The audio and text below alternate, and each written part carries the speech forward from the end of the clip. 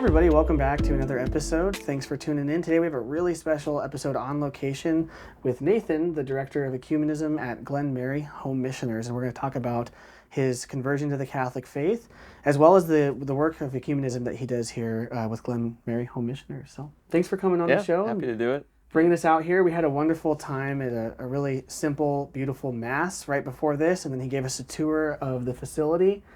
And then here we are in his office, just going to record this episode and this conversation. So I guess to start, tell us a little bit about where we are right now. Sure. So we're based in northern part of Cincinnati. This is our mother house here for Glenmary. Glenmary is a Society of Apostolic Life, which is a fancy kind of religious society term. Sure. So we have priests and religious brothers and co-workers, so I'm a co-worker. And we really focus on doing mission work for the Catholic Church in areas that have not had a historic Catholic presence. And for the U.S. anyway, a lot of that is the South and Appalachia. And so this being the mother house here, but we have missions all over the South in which we go into these counties. And a lot of these counties, all of them would have never had an institutional Catholic presence. Wow. And so we'll go into these spaces. We usually go to spaces that have a double the national average of poverty rate, and also have really high non-religious affiliation rates, sometimes as high as 70% in these counties. And we'll go in, we'll get started basically. So we'll start a mission either in somebody's home or a storefront. A lot of times we'll partner with other churches where they'll allow us to use their building at a different time. And we'll work with the diocese and the diocesan bishop to kind of identify those areas where we'd serve. Once we get that established, we'll maybe build a parish building and whatnot. And a lot of times these spaces, it's maybe even an hour drive for people to get there. Wow. To their closest parish. So it's very secluded in some ways. And we'll serve in those areas for a number of years, focusing on our different mission philosophies. And once it's established, we'll hand it back off to the diocese, or hand it to the diocese. They'll staff it and take care of it, and we'll move to another county that has not had a Catholic presence. So you're just constantly on the front line. Yeah, that's a good way to look at it. Yeah, which is amazing. I mean, you don't think about that in the West. You don't really, most of our day-to-day experience, you wouldn't think that we're in sort of a mission field as far as the sacraments go for people, but in those contexts you really are. Even to drive an hour to a parish is unthinkable for probably a lot of people watching and for me, but that's the reality they're living with day to day. Yeah, Wow. certainly. And it's a really interesting demographic that can be in these areas too. You'll have some areas within Georgia that have high African American populations. We have growing Hispanic populations within these areas as well. We have what we call halfbacks, a lot of Northeasterners who will move to Florida, realize it's too hot and move halfway back. And so they move to Tennessee, and it's beautiful there. And so we serve them, but like you said with the sacraments, they're not going to be getting that too far. Right. They're having to drive rather far to receive that. So we focus on that. We call it Catholic nurture. We have these are our 5 focus areas of mission. So Catholic nurture, which is that bringing the sacraments to the Catholics in those areas. Evangelization to the unchurched. I mentioned how a lot of these areas just have really high non-religious affiliation rates. So how are we reaching out to them, sharing the gospel? My area of focus is ecumenism, so Christian unity. Because this is traditionally the Bible Belt, how are we partnering with the existing Evangelical, largely Pentecostal communities that are within those areas, to serve the poor in those areas, but also to deepen fellowship and deepen Christian unity following our Catholic theology. That's another area. Another is focus on justice, peace, and integrity of creation. And so high poverty rates in those areas, how do we serve the poor within that? For a long time there's a focus on, and there still is, creation care, but through like coal mining within these areas. Maybe looks a little bit different now, but focusing on the kind of social action. And then also how we connect with the universal church. And so like I said, we're not doing this outside of the leadership of our community and outside leadership of the bishops within those areas. And so we work with the diocese to identify what are the proper places to go. We have a criteria in which we find those things. And then, like I said, we hand it off once it's established. Once it's established. Yeah. That's amazing to just build something and then not hold on to it and see the ultimate fruit of it, but hand it off to someone else. And also so Catholic, right? Like if you think about subsidiarity of handling it to someone more local, more present, and then you can go on to the next place that needs that kickstart. That's beautiful. I want to definitely talk more about your role here and what you do. But first, you weren't always Catholic, and you're in this Director of Ecumenism position, which is in a way probably is perfect for you given your history. So tell us a little bit about your faith journey, maybe growing up, maybe into your adult life until coming into the Catholic Church. Yeah, sure. So I grew up evangelical, which is kind of a broad term. Yeah. And I grew up in the Nazarene Church. Okay. So it's just kind of an offset of Wesleyanism, an offset of Anglicanism, which is an offset of Catholicism. And but love that experience. Really came to a deep love of the Lord within the Nazarene Church. And went to a Nazarene undergrad, worked towards ordination within that. I ended up working within the Church of Christ movement for a significant amount of time. I think about a decade or something like that. Oh, wow. And, served as a worship pastor within those areas. The church that I was working at was a neat church, great mission. We were catty corner University of Cincinnati. Our fellowship hall, we actually turned into a coffee shop, cafe. Oh, cool. And it really just came about because we were doing missions work in Guatemala.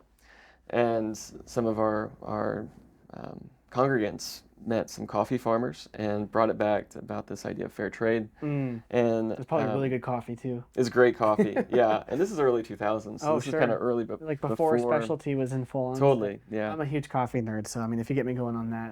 Yeah. Well, they talked to the pastor at the time, can we start this cafe? And he said, yeah, and so they got it going. They ended up starting a roastery called Deeper Roots. Okay. So they do wholesale around the city here in Cincinnati. So my job was to do worship leading for the church, but also to connect with those people who were coming to our church building, but had a bad or no religious experience, whatsoever. I talked to them about Christ and do spiritual direction. It was great. Had a great time doing that and learned a lot within that. And you actually had met our friend Josh, who anyone who's watched before has heard his reversion story. And you actually, I think, briefly come up in that. I think he had a conversation with you when he was on the path that he brought up. So anyone that's watching, if you're making the connections, we'll actually link his episode as well. You can go back and watch that. So it's kind of cool. As we do these interviews, we get to branch out and meet more people and see how God is working. Yeah, Josh is a great guy. Yeah. I didn't know he grew up Catholic, actually, when he went to our church. Oh, wow. But yeah, we had that conversation maybe like a year and a half ago or something like that over coffee, reconnecting. Yeah. So, we saw a lot of people come to the Lord. A lot of people were baptized through that church and through that mission. Cincinnati's a very Catholic town, so you can't really not engage with Catholics within the area. I had a kind of crazy experience. I can get some details, whatever you want. But Sure. So in 2016, I was serving at the church. I was meeting with this guy who was interested in me coming, because he and his family come to our church. And as I'm talking to him, we're having coffee, I just my vision just completely tunneled. And I nearly passed out just sitting right here talking to this guy. And it was just a kind of weird experience. I wasn't quite sure what it was. Didn't have any issues after that. Talked to my doctors and nothing really. Just a weird one-off thing. Yeah, totally. That weekend I went for a bike ride with a family member and couldn't go 15 miles, where before then I was like, I was going pretty consistently, and ended up in the ER the next night because I was having a heart attack. Like I just couldn't breathe. And it got to the point to going through this struggle. I couldn't walk from here to the door. Like it was weird. Wow. So as as I was doing kind of reflecting on my experience, like what am I doing? What's happening here? I couldn't really sing for worship leading. I couldn't really talk too much. What does the Lord want me to do with this? Where do I go from here? What about my calling and all these things that come to your mind naturally, I suppose. or maybe not naturally. Yeah. I just overly Well, theologize the it. essence of your job is talking to people, building Yeah, relationships, and singing. yeah, Yeah. totally. Especially within evangelicalism, there's a lot of conversation about Mm-hmm. calling into ministry as any. Um, and as I prayed about that, I had this really weird feeling that the Lord wanted me to reflect upon His beauty. Hmm. And I thought, this might be from the Lord because it's just totally left field. Mm-hmm. And so I started wondering, like, well, what is beauty as a Hmm. theology of beauty? What is God's beauty? Started reading a guy named Hans Urs von Balthasar. Writes Okay. a lot on it. Yeah. Perfect pen name. Um, my friend who was suffering from stage 4 melanoma at the time, and praise God, he's well now. But he suggested I get a spiritual director. And at the time, I was like, I have no idea what that term even means. Sure. Yeah, it's a And very foreign term to evangelicalism. yeah. And so he connected me with his spiritual director who was at Xavier University, a Jesuit university. He's a Jesuit Okay. there. He's a fantastic guy, Father Bowman. And started meeting with him. And then there was just because of the Catholic culture in Cincinnati, there was a former seminary, now a spiritual center. It's lay-led, called the Our Lady of the Holy Spirit Center. And so I'd go there, and it was just very peaceful. And I would pray and whatnot. The health issues ended up being asthma-related, but also due to large amounts of stress, which the stress was coming from my work in particular, but other areas. And I just, after time, realized I couldn't continue within the work that I was doing. Sure. Interestingly, though, before kind of coming to that realization, I just had a really strong desire for engaging other Christian traditions. And it might have come from my experience talking to friends who grew up in the tradition I was in, and then them totalizing that as the Christian experience. Right. And therefore, I don't want anything to do with Christianity. And it's like, well, is this the whole Christian experience? I would ask them this. And that seems to be a big thing that's happening in our culture right now, right? We have like a largely, I would say, evangelical culture in America. Like that has been probably the experience of a lot of people. I wouldn't want to say a majority, but some sort of either evangelicalism or like, sort of evangelical bend to a mainline denomination. And there's a lot of, like deconstruction. Oh, sure. Moving on from that going on. So yeah, that's interesting. Yeah, that's great point, totally. And through that, just out of an interest that I had, I suppose, I started a group where we would get local people together, and we would, over theologizing it again, but we would talk about a single stanza of the Apostles' Creed and how it has resonance with our ministry today. And so we'd bring people from different streams within it. So I had this, what I didn't know at the time, but a desire for Christian unity. A desire for ecumenism and trying to learn what that means. Then when I left the church that I was working at, I'm married, we have a young son. My wife and I, we bounced around a lot of different churches, just trying to find, our fit. I had come from this experience of kind of seeker-sensitive Christianity to then kind of the more emphasis on, well, how do we kind of get back to tradition and roots and history and liturgy and whatnot. And there weren't a lot of places that were resonating with us in that way. What do you think was the draw for tradition? I mean, you kind of said some of these things were, maybe it was the lens of beauty, maybe it was your experience with the Jesuit spiritual director. But coming from, we experienced a lot of seeker-sensitive sort of formation as well. That was sort of my upbringing. What do you think it was? Was it something that was like, I don't want to use the word missing necessarily, but what was the draw from sort of that, let's make things palatable, let's make things culturally relevant, to something that's almost the opposite, right? It seems like it might be from a bygone era. Yeah, that's true. I think two things are happening. So with those coming kind of from a seeker-sensitive model, you get tired of feeling like you're selling Jesus, And a friend of mine who's a Baptist minister here, he put it really well that in a lot of churches of the seeker-sensitive, we're thinking that these people are coming to seek Jesus. But isn't it Jesus who's seeking us? Who's the lost sheep within this situation? Right. And who does the seeking? And so I think a lot of people, get tired of feeling like they need to make Christ another commodity to compete with, brunch on a Sunday. Right. They want it to be a totalizing and a holistic thing. Mm.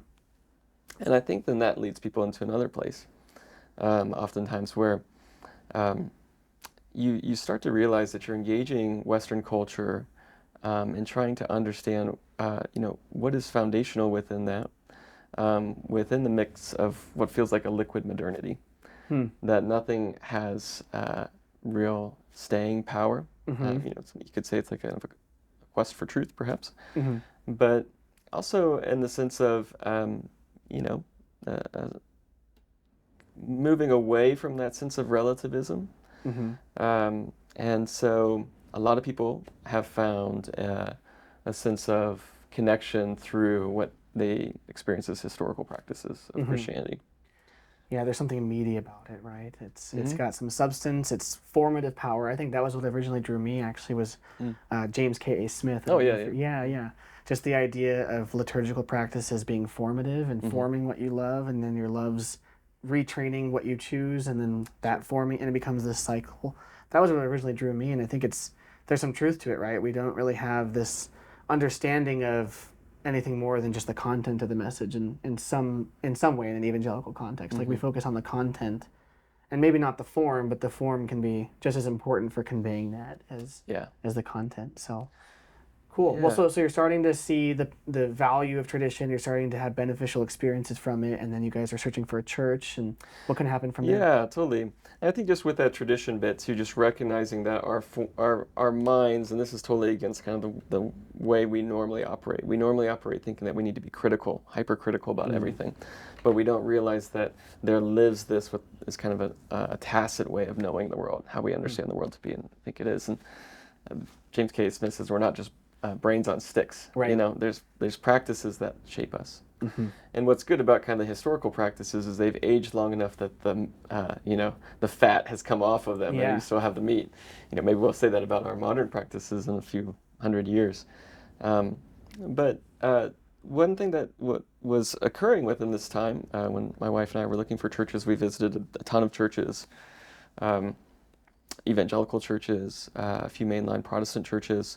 What was really interesting for me is I just had a really strong desire for the Eucharist. It was literally like I wasn't drinking enough water. Yeah. Wow. I was tired of being a part of a space in which I knew Jesus noetically, like in my head only. Wow. And I wanted kind of a sensual, like senses experience of Christ, because I'd read enough about Eucharistic or sacramental theology, James K. Smith's whole thing is sacramental imagination in a lot of ways. And, finally my wife just said, why don't we just go to a Catholic church on the street, because there's a billion of them in Cincinnati. And I think, this had been a number of months after we left that we started this. And, we were in a place of wanting to experience Christ's nearness in that way. And a guy who I read a lot, who I love, he's a Lutheran theologian, Robert Jensen. He points out that in the scriptures anyway, there's two places in which Christ's presence on earth anyway is explicitly described. One is John 6 within the Eucharist.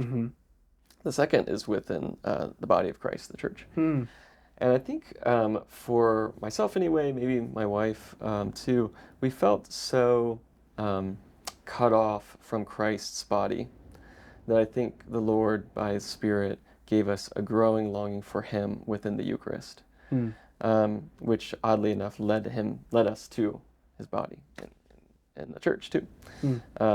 And so, yeah, we ended up going to a Catholic parish nearby, and by God's grace, really through that ecumenical ministry I had started, got connected with some people, and we ended up at the parish that we're at now. Oh wow! Which is is a great spot for us, and my wife's desire for kind of moving into the Catholic Church too, because we don't come from a Catholic experience at all. Had you ever been to Mass before this at all, or? I don't know if she had. Okay. We Because that's always an interesting thing when someone first dips their toes in it. They usually it's like, that's different. Oh, absolutely. Yeah. I mean, it might still be like that sometimes.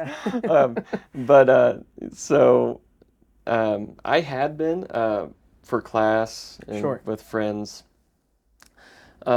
We'd actually, her cousin started a website, I think, called Catholic Match, which is like a kind of big website. Yeah, I was gonna say that's not just a small deal. Yeah, That's pretty well known. I mean, I learned about it after I was married, so I didn't really ever get on it. So our cousin's Catholic then? Yeah, yeah. And so his wedding was a Latin wedding in the middle of nowhere, Pennsylvania.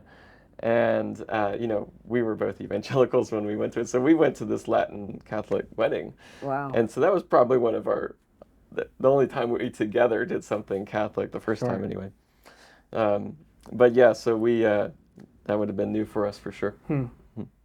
Now, what was your opinion? I mean, obviously by this point you had been well opened up to the church, but growing up and through your formation in seminary, what was kind of the general, I guess, idea of Catholicism you had? Because I know that can vary. Some people are like, oh, well, they're Christians too. They might just be confused about some things, or maybe that's totally fine, or maybe, that church is from the devil. Like, there's all sorts of varying opinions within evangelicalism. Where did you fall kind of on that spectrum? Yeah, it's probably more my disposition and how I was raised. Very, amenable.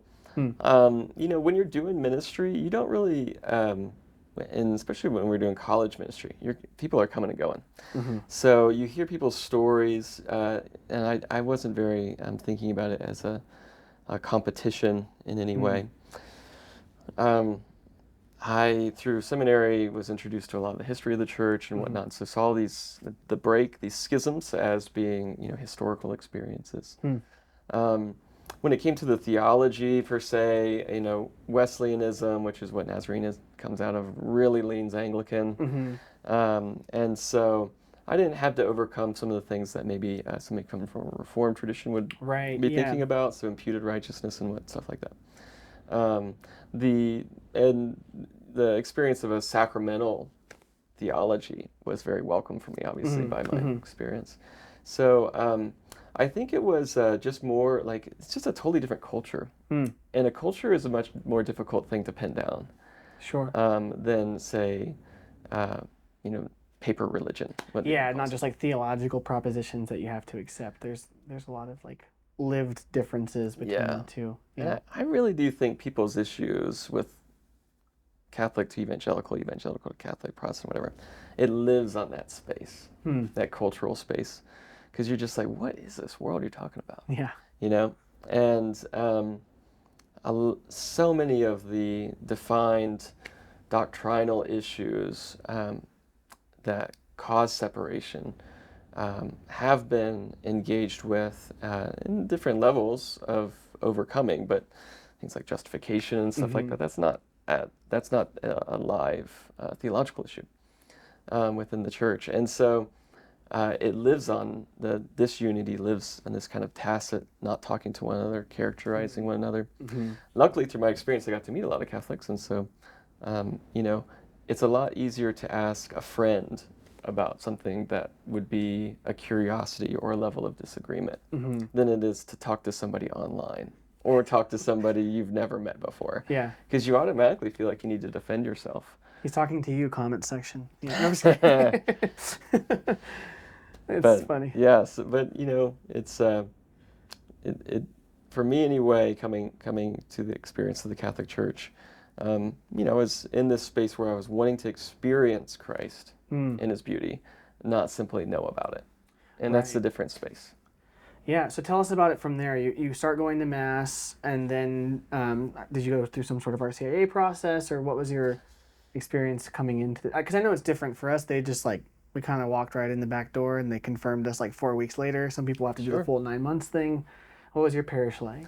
Yeah, so that through that ecumenical ministry I'd started, I met some people running the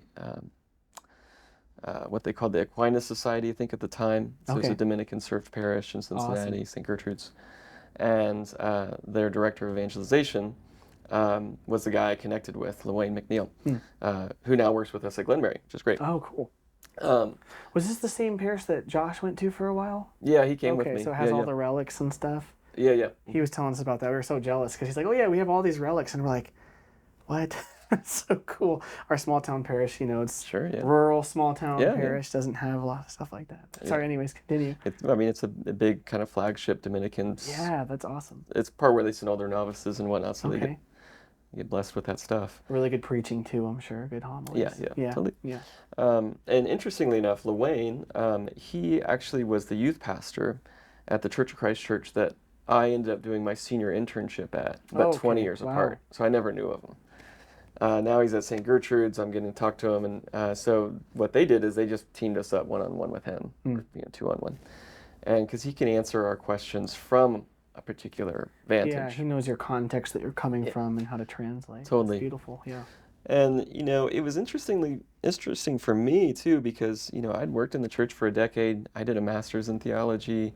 I was thinking this is professional suicide, But I, oddly enough, had just a real peace about it. That this is where the Lord wants us, and this is true.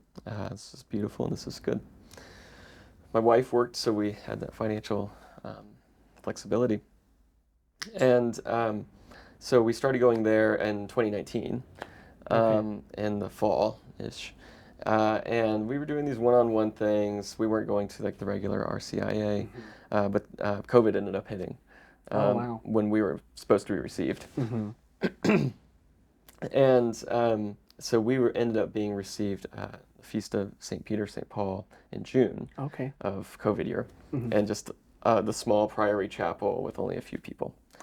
Which was really beautiful. And then, but that process was a little bit different. So the Eucharist was obviously the catalyst for myself. I think for my wife, the desire for understanding what does the Catholic Church mean by the domestic church. She really gravitated towards. And then, but you still do have a lot of questions theologically. What does this mean about, typical things, indulgences, Mary, purgatory, blah, blah, blah. I didn't have as much of an issue with those. But a friend of mine who had become Catholic at Duke, who actually had interned with us at University Christian, he suggested I start reading John Henry Newman. So 19th century Anglican who became Catholic. Especially from an Anglican-ish background, that was really helpful. Totally. So, and he was big into patristics, so tradition and whatnot, which you see a lot within society nowadays, I feel like. And he wrote on private judgment. And I was like, this is interesting. What do you mean by private judgment? How else does one figure out what is true, aside from the capacity to do it with their own private judgment? And I realized I was becoming the arbiter of truth. Well, not becoming, but I was in just about every facet of my life. Because even the reading of the scripture is your own interpretation of said scripture. So I'm the arbiter of that interpretation. And so that struck me of how that functions. Now, how that functions within the church now is, a different kind of conversation. But within my own experience, even the church that I was working at, associated with some of the schools, I was talking to people that didn't believe in the Trinity as a theological dogma. I was just like, what's the basis? What's the baseline? Right. And so that what's labeled as an epistemological question, so the question of how we think, how's knowledge gained, actually became the guiding question for all of the doctrinal questions that I had. Because there's a way in which I can beat to death the doctrine of the Immaculate Conception. Sure. If I think, if I don't get over this one, then I'm never going to become Catholic, blah, blah, blah. Right. It's like, well, you're actually only looking at the thing right in front of you, not looking at the thing inside of you. And the way that one comes to knowledge, way it comes to truth, is actually much more complex. Right. It's not just merely your brain working or firing in the proper way. Yeah. It's a little bit deeper than that. Yeah, absolutely. And we actually do this with so many of our experiences. So we're trained to be very critical about the world, right? Yeah. Because you don't want the wool pulled over your eyes. Some people have referred to it as a hermeneutic of suspicion. Yeah, that's a very poignant way about putting it with our culture. Yeah, but I'm not suspicious about jumping into a vehicle and driving it, and I don't have a clue how that thing was made. Yeah, right. And there's so many ways in which we just live our lives in what Newman calls faith or trust or implicit reasoning. And God is not just simply a concept, but God is a lived reality. And in my lived reality, I'm engaging that implicitly in many ways, in trust and in faith. I should assume that I'm doing the same with my experience of God. And not to say you can't ask questions, not to say that there's not a way in which what we know about revealed religion can be grown and expanded. That's kind of the doctrine of development. But to think that I am the sole person who can determine these things as to be true or not is,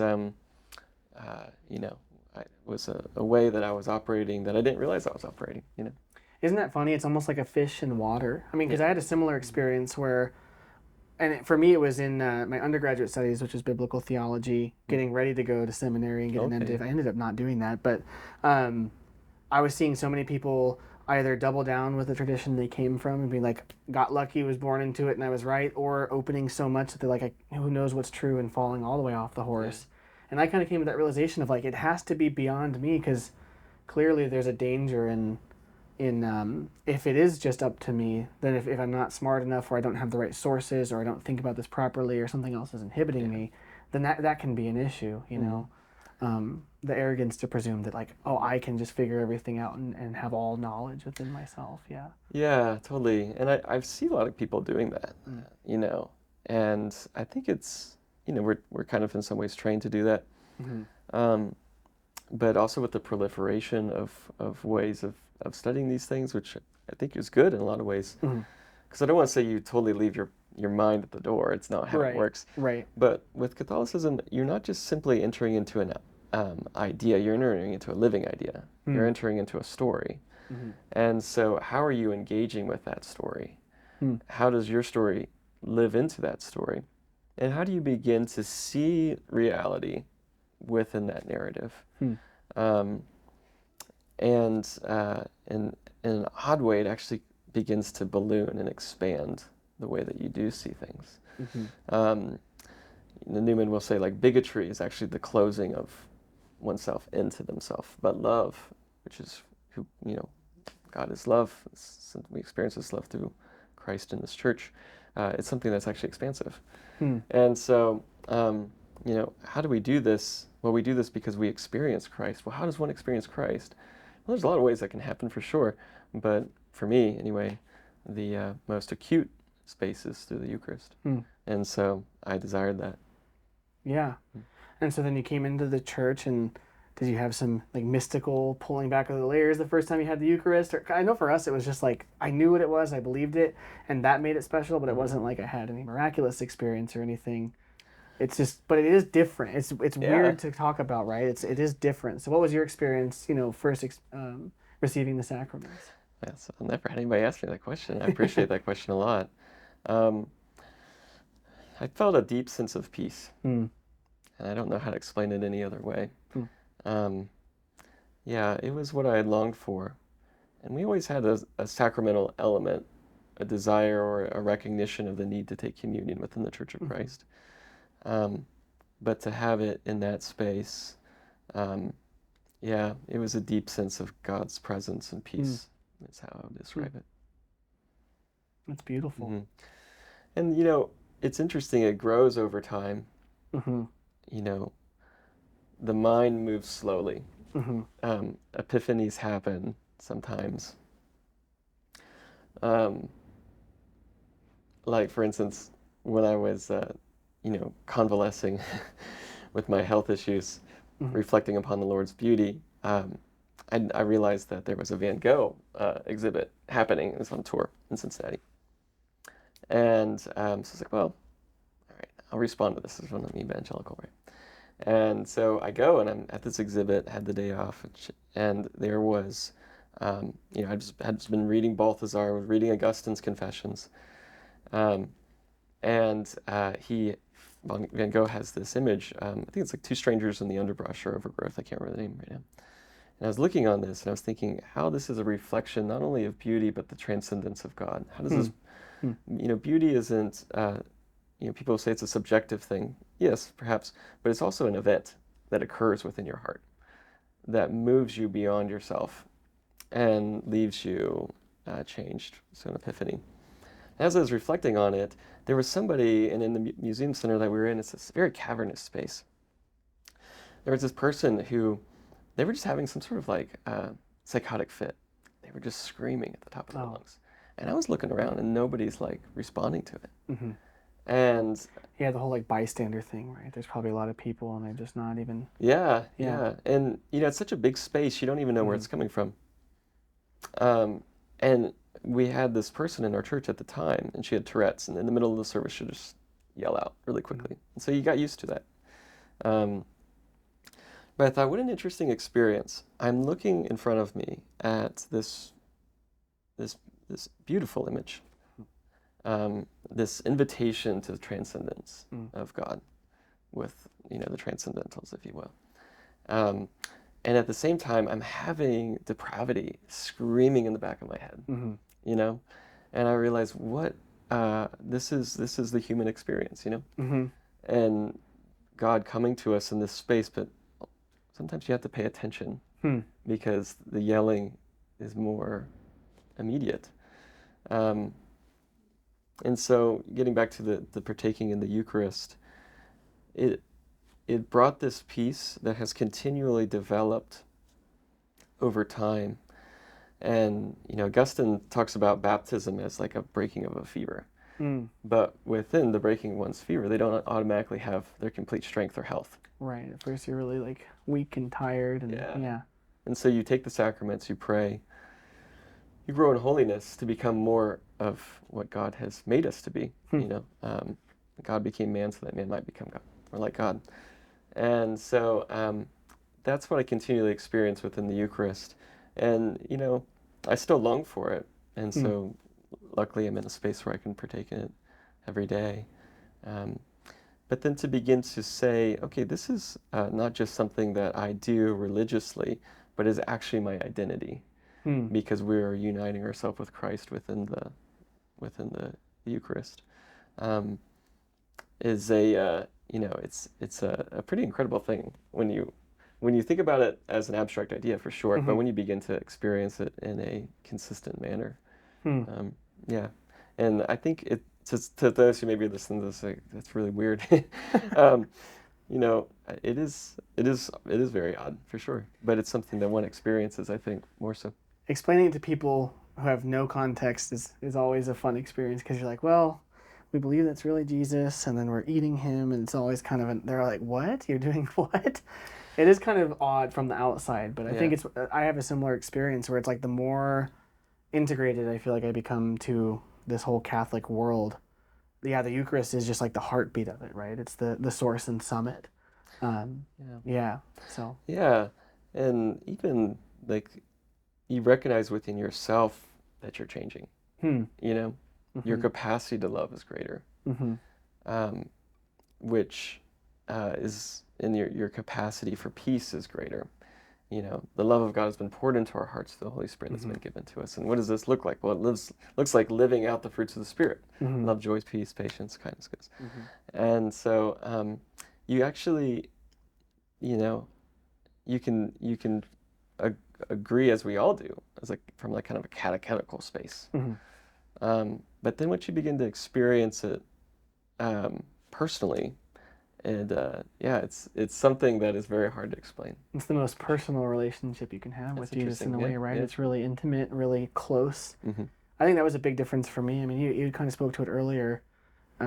Within my context of evangelicalism, there was a lot of mental ways that you could think about Jesus that would maybe stimulate you to feel closer to him. But then the reality of the Eucharist, even when you're in a space maybe one day at Mass where you're in a bad place or you're tired or whatever, the reality is still what it is, and it's the most personal encounter, and it's ever present whether you're in a good mood or a bad mood, or whether you're particularly fired up about Eucharistic theology or not in that moment, right? It's always still there, which is like exactly how Jesus is, right? I mean, he's faithful when we're faithless. He's constant and present and dependable when we're flippant and crazy and have all sorts of mood swings, and sometimes we're depressed or sometimes we're overjoyed or whatever it is that we bring. That's still there, whether it's a quaint mass in a little chapel like that or some grand high mass with tons of incense. Yeah, I was actually reflecting on that. I mean, because we had just gone to on Sunday we'd gone to a high Latin mass with the full 30 altar servers and all the vestments and all the stuff, and then the next day to experience just a small chapel with just a few people, very simple, and know that that's the same Christ in both. It's the same. Totally. It's so beautiful. I think that's what's good.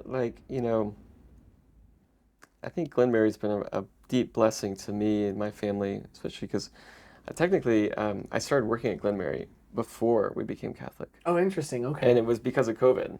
Sure. So I interviewed for the job, I think the day COVID hit. Had you already decided that you were going to come into communion with the church? Okay. It was just the date. Oh, sure. Because that year they didn't have Easter Mass, which is when they typically receive people. Right. So, my supervisor did his due diligence, talked to our formation director and whatnot. I started here in May, and we were entered into the church in June. I think just being able to be here in Glenmary, there was one time I was doing a mission visit, for instance. It was down in Atlanta. And Atlanta's a boom town for Catholicism. It's crazy.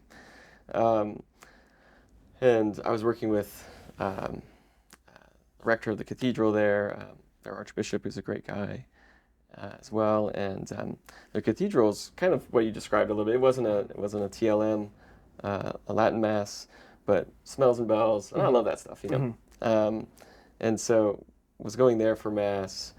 They had an Eastern Rite Catholic church in Atlanta, and I never experienced it. Yeah. And so I was like, I got to go. And it was a Wednesday night, and so they had the Divine Liturgy.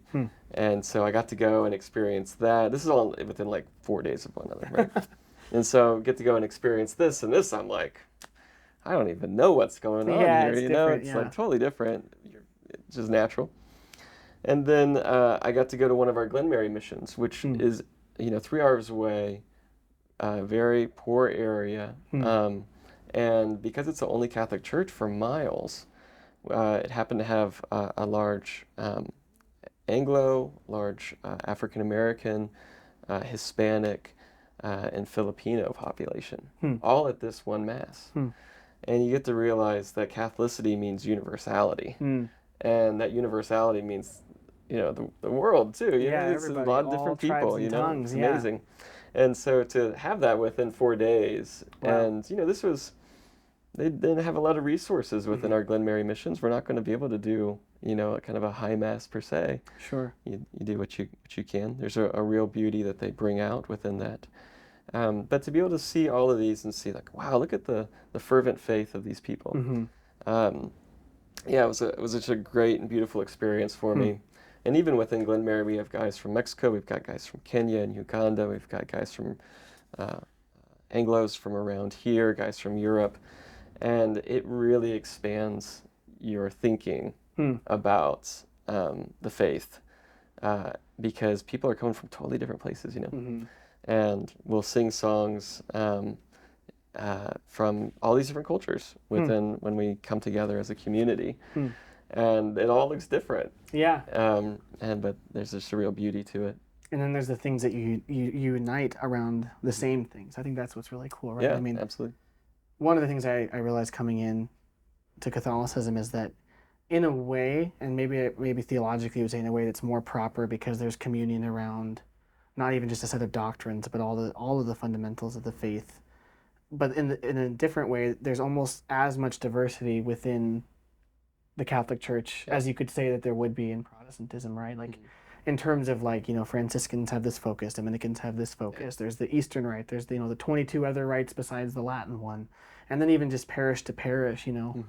All of it has a place, and then it's properly related, right? In full communion, which is interesting because I know one of the concerns I had coming in is are these things that were really important to me as a quasi-charismatic evangelical, do they have a place here? And they definitely do, maybe not at your particular parish over here, but maybe over there you have someone that's more that way, or maybe this particular religious order. But all of that's there, and it's properly related, right? Because then you still have the same fundamentals, and you're in full communion with each other. So it's not like this combatant thing of like Franciscans versus Dominicans duking it out. Yeah, I was speaking at a conference in Augusta, Georgia, and it's just beautiful communities, people living in community together, called the Alleluia community. And it's a mix, ecumenical mix, but largely Catholics. But it's like from the charismatic renewal within Catholicism. Oh, cool. Yeah, that kind of comes out, I think, out of the 70s. Yeah, it was just crazy to be in this space where like people are singing worship songs, like "Open the Eyes of My Heart." I'm like, I sang this in the 90s, you know? Yeah. And people like privately praying in tongues and whatnot. And so, yeah, but it's and to see how the church invites that and people live out their experience of the faith within that. It's good. That's probably a pretty good segue into some of the other stuff I wanted to talk about. And, you know, a lot of what we try to do on this channel is bring in people who aren't in full communion with the church and just have dialogue with them and discuss and talk about those differences. Because I know for both my wife and I, the reason I keep looking over their audience is because she's running the camera. There was a lot of things we just didn't know about Catholicism that we thought we knew, like what someone else had told us that maybe wasn't correct, or something we had assumed. And then when we learned, you know, what the church actually taught, we're like, oh, that's not so different, or that's not so bad. So we try to have a lot of dialogue and clear up maybe some of the misconceptions, and also I think that's really fruitful. And that in a lot of ways is probably similar to the essence of your work, right? Tell us about what you're doing as the Director of Ecumenism and what that involves. Yeah, so I work specifically with evangelicals and Pentecostals. Okay. Within those various denominations that make that up, to do three things: enhance understanding, reduce alienation, and foster reconciliation. And, you know, that can look different in a lot of different ways. For the longest time, ecumenism has been a project that was engaged by Protestants and Orthodox first, and then officially with the Catholic Church in the 60s with Vatican II. But it's kind of mainline Protestants, so kind of Anglicans, Lutherans, whatnot. More and more, really in the past 15, 20 years, institutionally, evangelicals and Pentecostals are more interested in the work of Christian unity. And so, but they're coming from very different places. They have very different questions than an Episcopalian, for instance. Sure. Their ecclesiology, so their understanding of the church, is very different. And so what's important is, for my work, is to make space where people who are coming from these ecclesial expressions can ask questions basically in their native language and their understanding of how things are. And then for me as a Catholic to try to bridge that gap.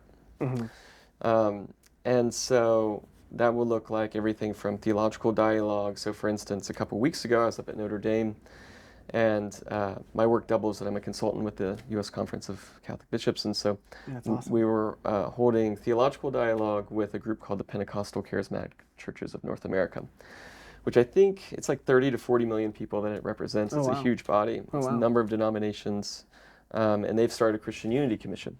And they reached out to us because they wanted to start theological dialogues. And so these are considered exploratory dialogues. So they're not official yet. They go through all these processes. And they wanted to talk about sacraments. And so we're exchanging papers, but as anybody knows who's done this, you're not just exchanging papers. Like you're living in the same space with these people for a number of days. You become friends with them. You're worshiping together, praying together, sharing meals together. And so you get to ask questions in a different way. Right. You know, I was, that friendship is what kind of continues to facilitate that. So we're holding these types of dialogues. Right now, we're finishing up some dialogues that myself and evangelical colleague of mine did on how do Catholics and evangelicals understand each other as being Christian? Like there's, you know, I think most people implicitly like, oh yeah, they're a Christian, but you know, they're different. Yeah. So how do we say, well, no, we share the same faith in Christ, and then how do we build on that? For the evangelical, would that probably be something like they hold to the same essential truths of the gospel as we do, like Christ crucified and resurrected, and, you know, justification in some sense through grace, how works and stuff interact? Would it be something like just your personal identification with doctrines? Or and then for the Catholic, it'd probably be by virtue of the same baptism? Or is that Am I kind of getting close to where that dialogue shook out? Because I know a lot of honestly, people would have questions about sure, what yeah. that looks like. Yeah, no, I appreciate you asking about it. Yeah, yeah. So I really thought that that's where we would go. Sure. And so my colleague got 5 Catholic evangelical theologians, I got 5 Catholics. And you got into the boxing ring. No, I'm just Yeah, kidding. right. Problem was these people were too nice, you know. Sure. And so we met once at St. Meinrad's Archabbey, which is this beautiful Benedictine Okay. abbey in Indiana. And then we met the next time at Asbury Seminary, a year apart, and we had Zoom calls, as anybody does nowadays. And but a friend of mine, he's a Dominican priest, Father Ignatius Schweitzer. He had wrote a great paper trying to understand Catholic theology, especially conversion, utilizing the language of young life. Oh, interesting. I want to read that paper. Yeah. And I'm thinking it's Young Life or InterVarsity, one of those two. He would have to correct me on that.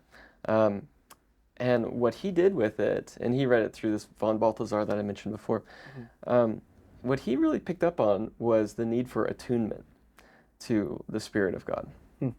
And so where I came in thinking, okay, we'll just agree upon the Nicene Creed. Right. We'll find base like level. The bare minimum ground, yeah. You know, and that was wrong of me to think that. Because, just it took 3 years after Vatican II for the main Protestant communions and Catholic Church to agree upon the Eucharist. It shows you there's not too much distance there. The same thing's happening with us with this group. It's like, well, no, what's the thing that really divides us? Well, or what not divides us? What's the thing that really that we are experiencing as Christ? What is that gift? Is the language we ended up using. Well, we recognize that the gift of faith comes from God. You know, not to get overly technical, but the desire that comes out of oneself is directed towards their natural end. The natural end of a human is directed towards God, for whom we are made in the same image. That natural end is something that is implicitly given to us by God, and also through the act of the Spirit. And so that kind of removes any questions of like the whole faith works dichotomy. Yeah. And so what he did was saying, well, no, the way we understand each other is sharing the same faith is our continual desire to attune ourselves to the Spirit of God. And so that's really where our conversation has gone. And so we talk about, with this document, is we call it the gift of being Christians together. And so we do have things within it, you know, by grace through faith, you know, biblical concepts.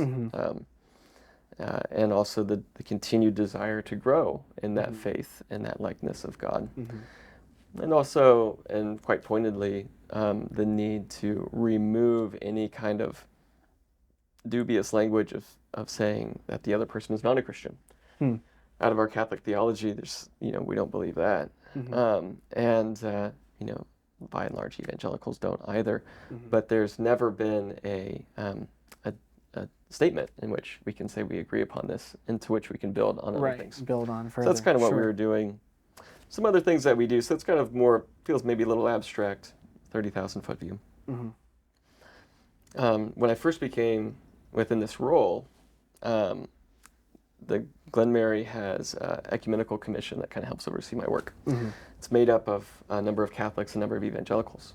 And they connect me and network me and give me good insight. One of those guys, Doug Foster, he's a Church of Christ historian at Abilene Christian University. He's retired now, but he was there. He's been in ecumenism for a long time, and he connected me with a guy named Bishop Brian Farrell, who Bishop Farrell oversees the dialogues within the Vatican for ecumenical dialogues. Oh, wow. And I'm like, I just started the shop. Like, what on earth do I talk to this gentleman about? Goodness gracious. Wow. And so I just thought general questions. Doug was directing me. And Bishop Farrell is just the kindest Irishman you could ever hope to meet. And so we're on Zoom, and he's probably thinking, what is this guy calling me about? But he's just so gracious, really. And I said, you know, what's the biggest change in ecumenism you've seen in the past 20 years you've been at the Vatican? And he said, for the longest time, we led with the question of structure. And that is an important question. Ecclesiology is one of the primary, if not the primary, difference between Protestant and Catholic ways of faith and theology. He said, But what has shifted is we no longer lead with the question of structure, although it's still going to be in there as a question. But we lead with our experience of Christ. And that has opened up new doors, not only to how we talk to people, but new avenues in which other Christians, evangelicals, Pentecostals, can start engaging fruitfully the ecumenical dialogues.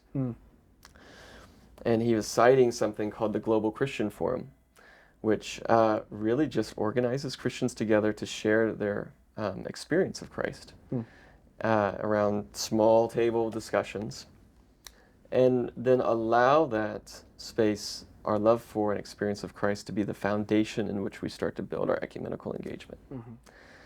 And so, I took this from him, this idea, and Global Christian Forum's doing fantastic work. And so we've hosted a number of these dialogues. And just to give you a story from one of them, we hosted a forum in partnership with the Pentecostal group I mentioned, and the dean of the seminary at Pentecostal Theological Seminary, which is Church of God Cleveland Seminary in Cleveland, Tennessee. They hosted, it's in the Diocese of Knoxville, so we had about 40 Catholics and 40 Pentecostals there, all ministry practitioners of some kind. And I had a friend of mine who's a Franciscan talking about a concept called receptive ecumenism, which I can talk more about later if you want. Sure.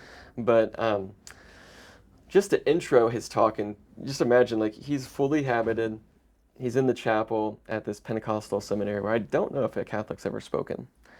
Yeah, it's different. Yeah, totally. And he's talking about how the knots on his belt and the rope represent his commitments of poverty, chastity, and obedience. And how that brings him life and freedom. This is our second day together with this group. And we go back to our table discussions. And one of the Pentecostal pastors, he just says, I grew up thinking that Christ died to overcome the legalism that's represented in like a clerical collar or a habit. And now Father Jim here is telling me that brings him a sense of freedom. And he said, I wish I had something like that in my tradition. And he's like, and I've never thought about that before. And, I don't know that this guy read somewhere that says clerical collar equals legalism. Yeah, it was just the sense he got. Yeah. But it's lodged in there. It's part of the furniture of the mind, and it won't go away, and it causes division. But it was through that one-off statement that Father Jim said that he got to experience that anew, and then say, I want that within my tradition. And I think even, coming from an evangelical tradition, I don't know if your experience was similar, but once you move into the Catholic Church, you're not shedding your identity. You're coming into it within the Catholic Church. And if the Catholic Church is truly Catholic, then these expressions of the Church of Christ, which is what Vatican II talks about, you're going to see them as finding a home within the Catholic Church, finding it anew. I think a couple years in, we're really starting to see that. At first, there was, within me, there was like some angst over being lied to, right? Of like, there were things that I was taught about Catholicism that were just blatantly not true, and then discovering what the church actually taught and how beautiful it was. So that first, that was like a stumbling for me to get through that, of like having, it was a repentance thing really, to get over the resentment I had of like, man, this was kept from me, this is kind of how it felt. But then what I realized is, all the stuff I was given, a lot of the charisms especially, were like really useful. And like even in our home parish right now, what we're learning is the way we were formed through Navigators with my wife, through Young Life, and some of the other churches I was involved in for me, are really helping us go on mission with our priests for our parish. It's really interesting, like we have a lot of cradle Catholics being like, man, I wish I knew the Bible as good as you, and I wish I could pray extemporaneously like you guys do. And we're going like, I want to learn the rosary better. So it's kind of this mixing of things, which, all of them are truly and properly Catholic and have always been somewhere in the church, but maybe are missing now in America or whatever it is. And it's a gift that we've been able to bring back. So it's exactly what you said. It didn't feel like a complete shedding, like converting from, like a completely different tradition like Hinduism or something might. It felt at first like at first there was resentment of like, you kept something beautiful from me, but then it was like wow, everything kind of fits. Everything we had fits really beautifully and has a deepening to it almost in a way. That's what I think internally I'm going through now, is like everything I thought that I had really good from my evangelical stream has been deepening and it's maturing, I think. That's probably been my experience. Pope John Paul II, he's got a great encyclical on ecumenism.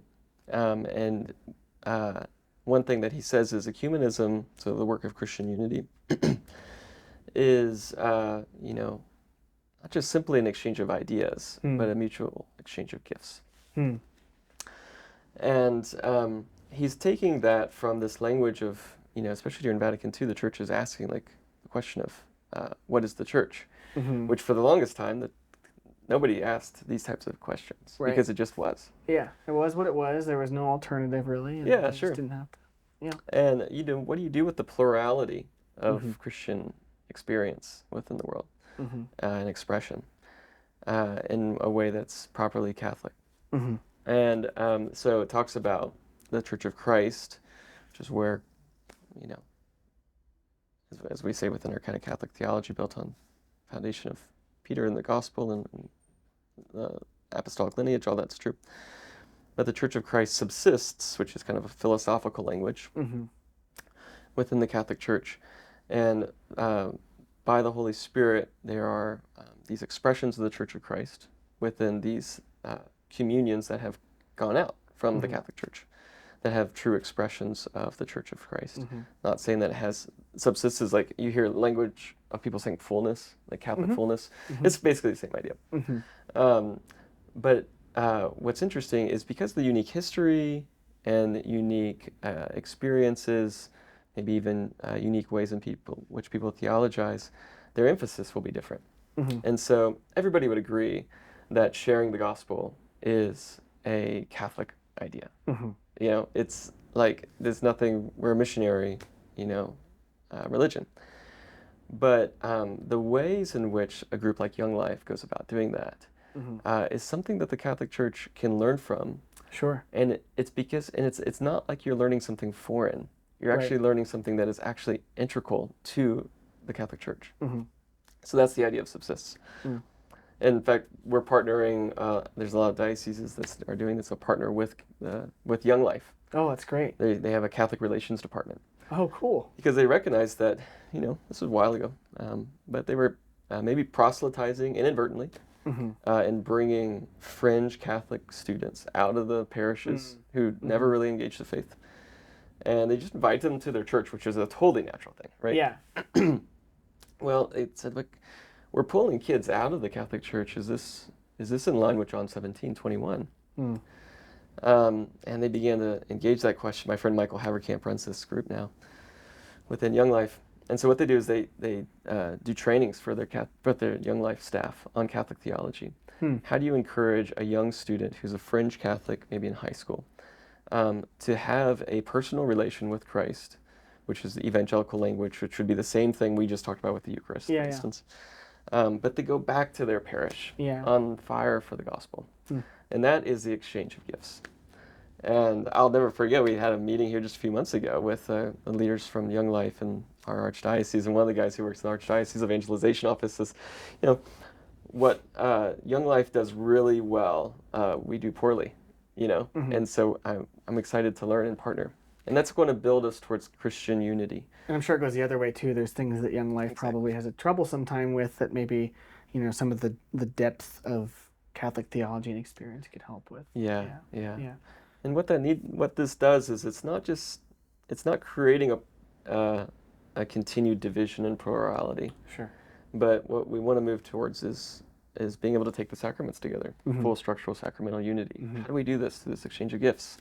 I think it's important to say too, because I could imagine, even just in hearing this conversation, there might be people listening that are going, this just sounds like maybe we're all just kind of doing kumbaya without agreeing on the tough issues, but it's not. It's just slow work towards a full reintegration. Is that right? But that's tough because you have to be sensitive to the difference, to the relationship you're building. That's what I'm getting the sense of, at least, right? It's not just get in there with your best minds and duke it out in the debate field, and whoever wins the debate, well, then you have to come into union with them or whatever. It's it's this slow work of becoming friends almost first with these people. Right? Yeah. Well, certainly, for sure. And, there are real differences with some groups, especially ethical questions nowadays is kind of the main thing. Oh, sure. Um, Would that be over like the sexual teaching of the Catholic Church and things like that? yeah, Like yeah, birth control? that, contraception, Yeah. abortion, euthanasia. Yeah. Those are all really difficult questions that have only solidified where some of our divisions were, mostly with those particular groups. So I don't want to make it sound like we're definitely not doing kumbaya. Right. But we're also not coming in and thinking that solving the answer theologically is actually going to solve our problem. Right. Because there's a wonderful document called the Joint Declaration on Doctrine of Justification. Yeah, I was going to say this was a huge deal when it came out, Yeah, right? 99 is when it was published. But the Lutheran Church and the Catholic Church are not one church. Right. You know? They got over the justification thing where it all started, but we're still Yeah. kind of separate. Yeah, and they're not anywhere. We're not anywhere closer. Right. Because there's new questions that come up. And so the work of Christian unity is a continual process. Even if the church was fully structurally united, we're still going to have questions, of unity. We need to continue to build towards that. Well, even internally, within the umbrella of the Catholic Church, we still have that. That's why we have councils. That's why we had Vatican II and things like that. So that's going to be an ever-going process of discerning and developing and building upon the foundation. Yeah. What do you think? What kind of fruit are you seeing? Maybe are you on the ground? Are you seeing? How do you think that's going to play out? Is it going to be? Probably over a long period of time, just moving closer and closer, and then what does that look like someday? Everyone's under one roof. Do you even have? Any prediction we have is probably going to fall short ultimately. Yeah, right? totally. But, what's the sense you get? I don't. So, the makeup of Christianity within the world it's really interesting. So, in Africa at the moment, where the faith is just expanding so rapidly, people talk about Western decline and faith of the declining of Western or the faith. Yeah, they don't have that problem. Well, you're just not paying attention to a global view. You're only paying attention to Western view. Right. So take heart, Christianity's growing. We need to work on it within our own context for sure. But we're the mission field now. Yeah, that's absolutely true. But I know, we're identifying roughly 60,000 different independent African instituted churches. Wow. Are these all independent denominations? No, they could be 10 people who are worshiping together. Right. But they claim some level of ecclesiology. And that within the States, you see this too. So the largest Protestant denomination in the States is the Southern Baptists, like 17 million as an institution. But the largest number of, outside of Catholics, the largest number of Christians are actually non-denominational Christians. It's like 21 million. People aren't in institutions as much anymore. That's just a proverb. Like people don't need to say that. It's very American spirited. But you're seeing this also within world Christianity too, with growth of Pentecostalism. And so I think the movement of Christian unity is a pilgriming together, sharing these gifts, understanding one another. As a Catholic, one of the gifts we have to bring is our ecclesiology, and understanding how does, there's this kind of old argument within Greek philosophy of God being this plurality in which everything is in flux, or God being this static experience. And so where do you find truth? And one is truth is in the war, and truth is in the never changing. The Trinity gives us a different kind of understanding of this. It's not that God changes at all in the simplicity, but it's a relationship that's existing in this way. And so it gives us a new framework in which we understand our own reality. And so I think the movement moving forward with Christian unity is going to be one that feels a little ad hoc, and will not come about, I don't think anybody thinks this anymore, but it's not going to come about really through one structure saying, okay, we are now reunited with this structure. Right. As we see within Catholic theology, there's this idea of okay, like the Assumption or the Immaculate Conception. These weren't just simply ideas that were written down by the Council Fathers or the Pope, and now everybody has to believe it. They actually came up from the ground, the Sensus Fidelium. And the Council Fathers and the Pope at the time, they were actually going to their bishops and saying, are you seeing a lot of veneration of Mary in this way? What does this look like? Because they wanted to get a sense of what's actually happening. What I'm excited about with Christian unity is you're seeing this sense. You're seeing people want to move towards deepening unity. And there's a sense that within our society we're very polemical, and so that comes up. But there's a way in which you can have a polemic that's also you can disagree with somebody without demonizing them. Right. And we need to be able to do that better. So I think it's this continual coming together, understanding one another better. Like you mentioned, how things were. You had questions like, "Oh, these people kept this from me," or whatever. Yeah. Well, the keeping of that was probably a misunderstanding. Totally. And that's what it was. And that's been the thing to learn to have grace about. It's like whoever told me that probably didn't know themselves. And it's just, usually it goes back to Two Babylons, that book from the 1700s that's been completely debunked. Totally. A lot of stuff coming from there. And it's like someone perpetuated misunderstandings. Yeah. And oddly enough, perpetuated a tradition that was handed down, which is like funny for an evangelical, right? Because it's like, oh, Bible alone, no tradition, but this tradition has been passed down. Everybody has a tradition. Everyone has a tradition, yeah. Anyways, that's interesting. I get the same sense, so I'm glad that you put it that way, because that's what we're seeing on the ground with our parishes. I mean, we came into the church shortly after my mom came in, then some of my friends have been coming in. I'm seeing this like hunger in our evangelical friends for depth, for something that's grounded, kind of like what your experience was like. And there's almost this implicit, at least in our generation, I see it, of evangelicals and just Christians in general, there's this implicit knowledge that we shouldn't be separated, that's weakening our witness, that's making it harder to evangelize, because then you have to deal with, okay, now I go to that church, but not that one, and here's why, and it weakens our witness and our ability to minister to the world, right? If we're all split up, if... this is kind of crude, but I think about in the book of Judges, there's that scene where the priest commits an abominable act and he cuts somebody up and ships their body parts across Israel. And it's like this moment of woe of like, how could a priest have done this? And then how could we do this in Israel? Like, we're God's people. And in a way that kind of feels like what disunity is like, right? Like, we're taking what should be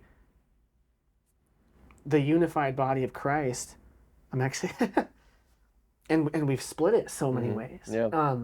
And like you said, we're all supposed to be one. And if by virtue of our baptism, our Protestant brothers and sisters, they have baptism, even if they don't agree about baptism, that's what it is. But it seems like something is shifting.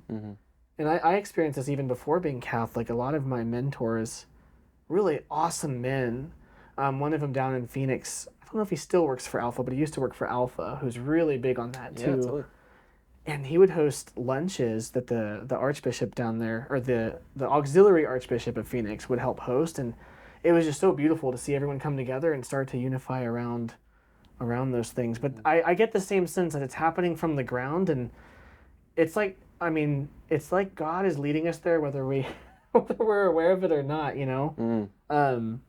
Yeah, it's really interesting. Yeah, so I'm kind of like looking above our viewers here, but I have this... quote from Hans Urs von Balthasar, who I mentioned before. He was good friends with the Reformed theologian Karl Barth. Oh, yeah. Right? Okay. And so I didn't know that. That's interesting. I used to love Barth. And then, sure, yeah. He wrote a great introduction to Barth's theology, and this is from it. It says, the mysterious split that's divided the church for 400 years, which, 100 years ago. What does this mean to us?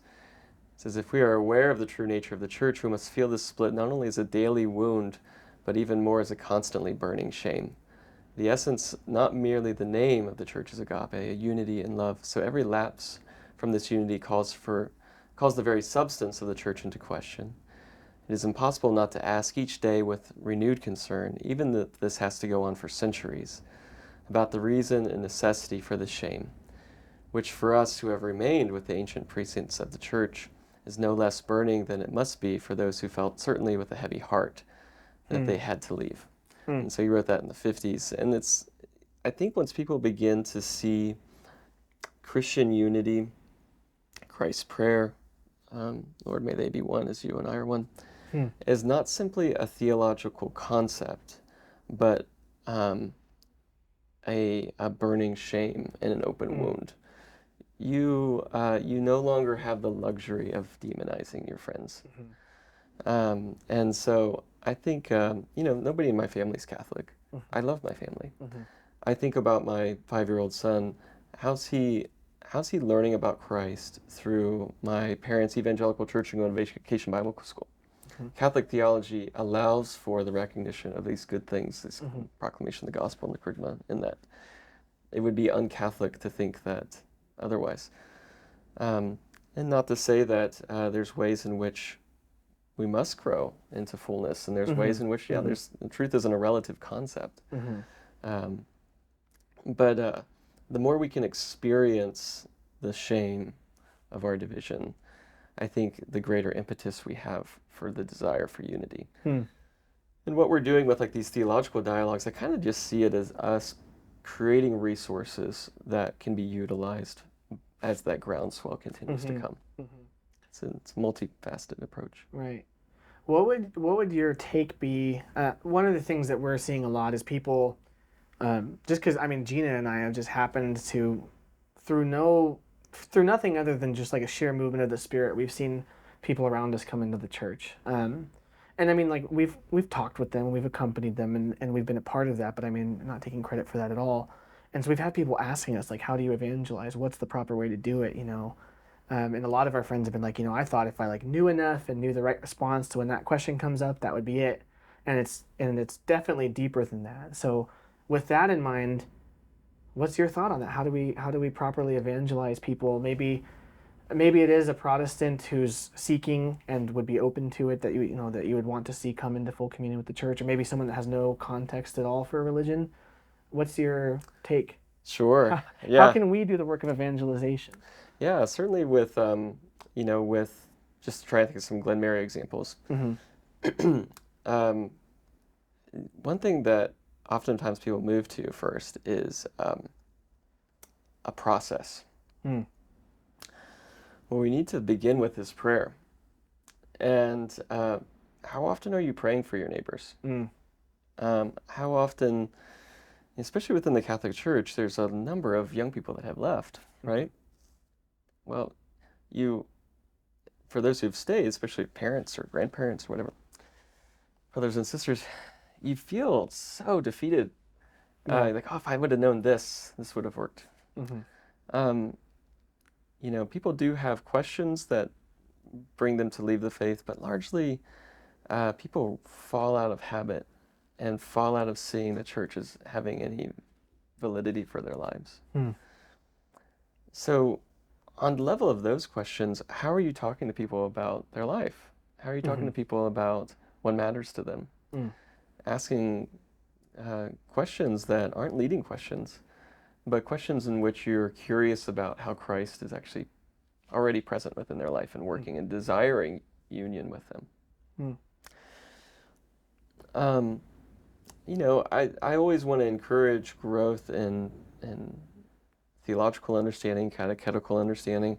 I actually think ecumenical documents are surprisingly, as boring as they can be, very helpful. Yeah, sure. Because you're seeing somebody answer another person's question, but they're having to go in and answer it, not just simply, okay, this is the line, but you hear how the person actually asks the question.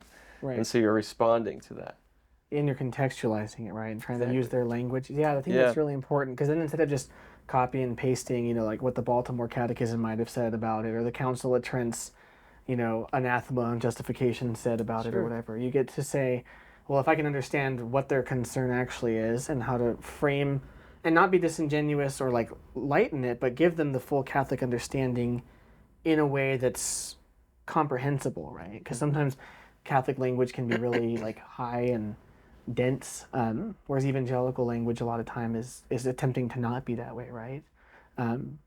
Yeah, that's a good point. I think that's true. Yeah, so I would say that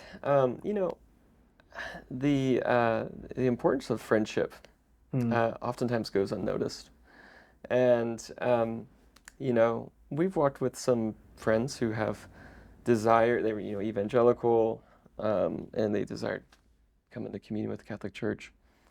And so it's from our friendship that we engage that. I actually never say that I'm a convert.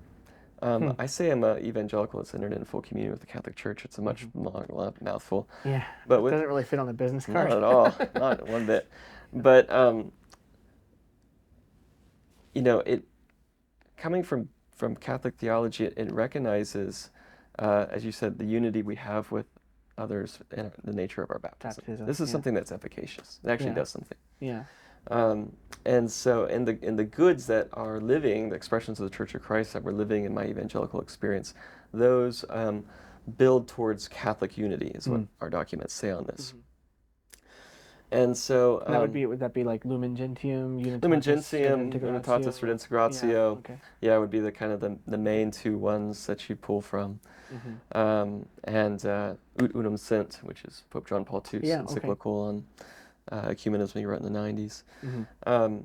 And so, for within Catholic theology, we want to be sensitive to those, like as our experience was, those people who do desire to enter into full communion with the Catholic Church. And so being able to answer those types of questions out of friendship from this space is important. And being open to, like, all right, how's the Spirit working within this person's life? What are they really longing for? People might ask a theological question, but isn't there something nagging that's actually begging the question first? Yeah, and absolutely true. Almost every instance I can think about in someone I've been dialoguing with, that there's a theological thing, it's always in front of, it's like the padding behind something deeply personal, you know?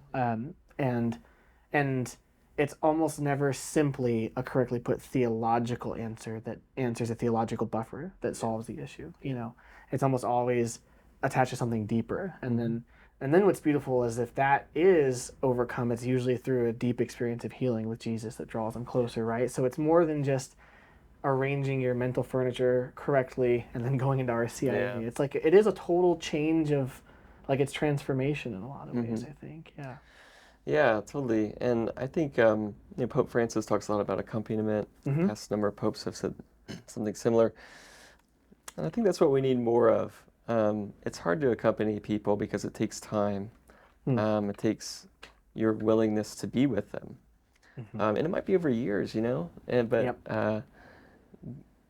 I think a lot of people feel that they are theologically unequipped to engage in this act of mercy.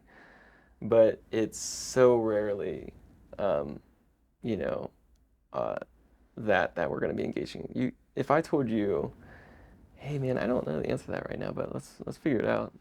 You're not going to think that my argument is totally blown up, right? Or what I believe is totally false, right? Take some time, and also I think it's important just to note, we within the Catholic faith we desire truth.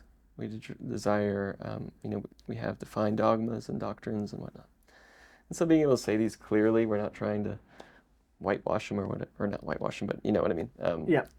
Say them in a way that's not actually saying what it says. Right. But we're not actively proselytizing evangelicals. Sure. What we desire is full unity because we recognize them as it being not a division in the body of Christ, but a wound. And so we see them as actually being already united with us. How do we make that a reality? And once you start putting it within that frame, you get to ask the accompanying question in a different way. Because I certainly, coming from my experience, the level of peace that I had, I wouldn't want to tell somebody who's asking me, should I become Catholic? I would be like, oh, no, you shouldn't. What? No. Yeah. You would never do. You would never leave out a way of that peace and healing that you've experienced yourself. But to do it in a way that is recognizing the truth and beauty and goodness that we have within our faith, it makes you do it out of a joy, right, for that experience. I think it changes the frame. That's the game changer for sure, because I think a lot of people with just the craziness of the world. There's a desire to almost like hellfire brimstone evangelization. Like That's great. well, Yeah, if totally. you you got to come to this side, or you're gonna go to hell, or the world's going to hell in a handbasket. It's at least we know why over here, or something like that. It's almost, as opposed to like this depth and beauty, and like Yeah. here's what gives you meaning in your life. Like God wants to adopt you and Yeah. make you his son and divinize you, right? Like we Mhm. talk about theosis. Like that's all beauty. It gives everything in your life a place, even suffering, right? As opposed to just like, well, the world's a horrible place and we know why and you can't explain it, so Yeah. come here. If we're not joyful, then people, if we're not joyful in the midst of suffering, even perhaps, then people are going to be like, why would I Yeah. want that? Totally. Yeah. And I think especially within our kind of more secularized society nowadays, Mm-hmm. so many people have said this again, but people question not only your truth, but that truth exists. Mm-hmm. That then feeds into goodness. Mm. And you see this around ethical questions. Mm-hmm. We're no longer talking about these as two different arguments, but whether somebody else's belief is actually good. Mm. Um, you know, and that can go into a lot of frames. But the experience of beauty is one that, like I said before, it takes you out of yourself. Mm. And it's something that hits you so hard, you don't argue with it. Nobody argues with painting of Van Gogh. Mm-hmm. Nobody argues with, like you mentioned, that mass you went to. I'm sure it Mm-hmm. sounds beautiful. Mm-hmm.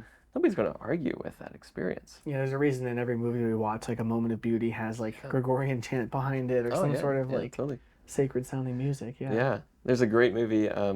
Is it called Of Gods and Men?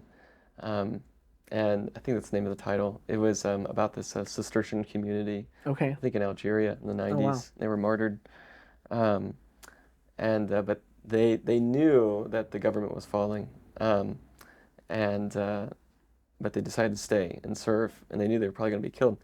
And there's this scene, and it's all in French, so it's all subtitles, and because I don't know French, and but it you can see they're entering into their Last Supper, Hmm. right? And it pans the table, and everybody's looking at you, and so it's obviously coming from Da Vinci's Last Supper image here, Mm-hmm. and they're just happy, happy, happy, and then it slowly, you can tell it's dawning on them Mm-hmm. as the camera pans to the last monk there, Mm-hmm. that this is the last meal they're going to eat together. Mm. You see that, and man, you're wrecked Yeah. because of the beauty of it. And that captures people in a way Hmm. that any polemic I have online is never going to get to. Right. Yeah, like one poignantly placed like Bible verse out of context isn't going to do it, but It's the true. experience of beauty is. Yeah. Mm. Hmm. Mm-hmm. That's amazing. Yeah. In terms of what you guys do here at Glenmary, you're actively reaching out to those people who are unchurched entirely. What are you seeing that's working? I mean, I guess to give it a strategy, so to speak, like if people, because I think we all know people who aren't just maybe like Catholics that have fallen out of practice or evangelicals who have fallen out of practice. But we know people who have maybe never or have actively rejected an active component of religion in their life. Probably through the same lens we've just been talking about, but what is it what are you seeing that's working, and what can we do to help in that mission? How can we evangelize those people? Yeah, absolutely. I think you mentioned Alpha before. Mm-hmm. Alpha's creating a space in which people can just ask questions of ultimate worth. And you're accompanying those people within that. You're basically creating the environment in which that occurs. We've seen a lot of fruit from that. I mentioned before working for the cafe, or the church that owned the cafe. The amount of people we saw come into the Christian faith, baptism. Really? Because we owned this coffee shop that they knew was owned by the church. Like our church building was adjacent, the fellowship hall. They knew I was a pastor. You see them every day because they want the coffee, Mm-hmm. and so they're there. And you get to know them and talk to them. I remember one young man who grew up Muslim, and his experience was very fundamentalist in this way. He's studying classics at the university, and he said, my uncle told me that God could turn me to dust, like just like that. Wow. And I was like, wow, I guess that's true, but Christ is one who comes to us and makes himself less to be with us. So this is what Christianity is. I had an opportunity to share that, and we talked about that. And I remember, because he was a self-professed atheist at this point, he came running into the cafe once, and he's like, I've just been thinking about this and talking to some people. This was months later. It's like, my atheism just doesn't make any sense. I think I'm agnostic now. And that was a big win for him, And it was because we had the space to talk about these things. You talk about your own Christian experience. Why does this matter to you? Why does the Eucharist matter to you? So being able to create that type of relational equity, creating space where people can ask these types of questions has shown a lot of fruit. Prayer, like I mentioned before, I think is really important.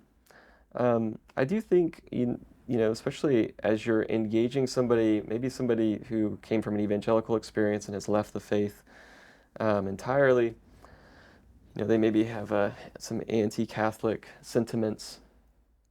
Who knows? They'd have anti-evangelical sentiments, I'm sure, too. It's important to let people ask questions.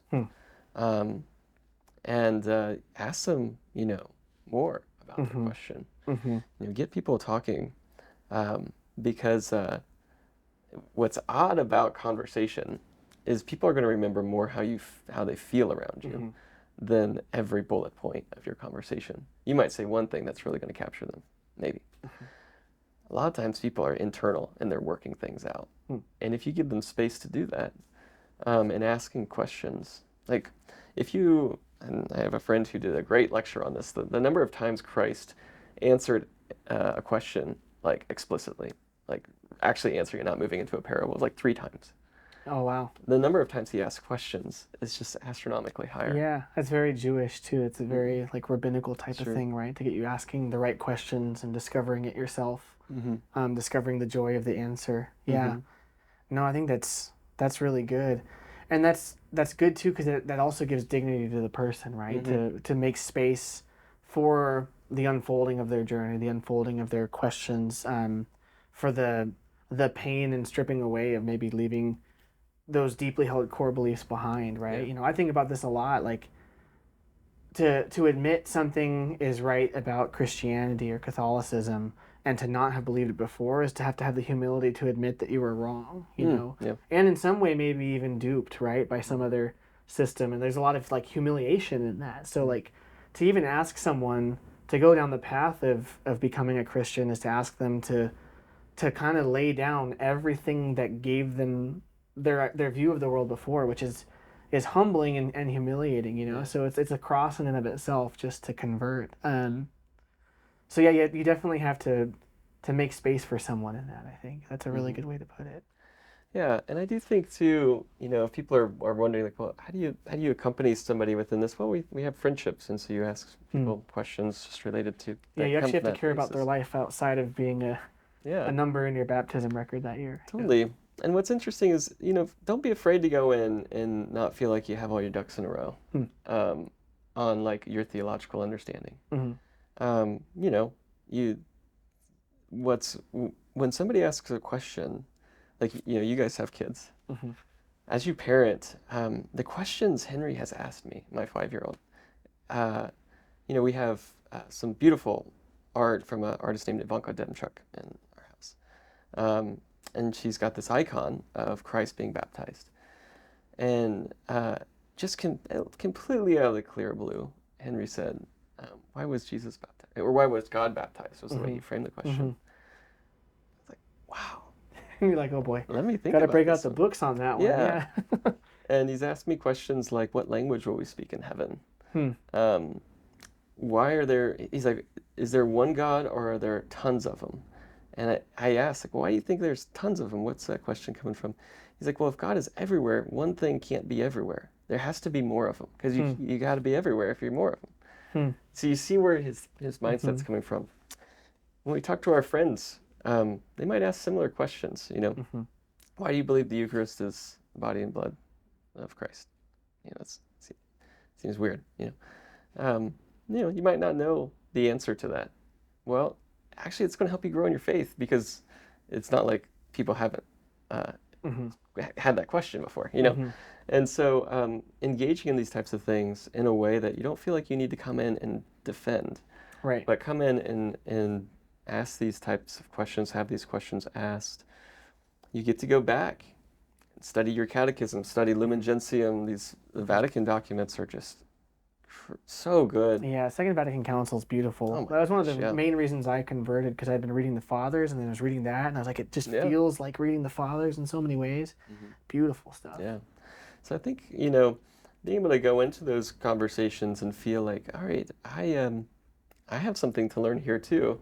And the thing that I have to learn is like, I might be able to find it in the catechism, you know. I might need to find it with this in the Vatican document. I might be able to talk to my spiritual director, a priest, or other friends about it. It's actually going to help you to grow in the faith as well.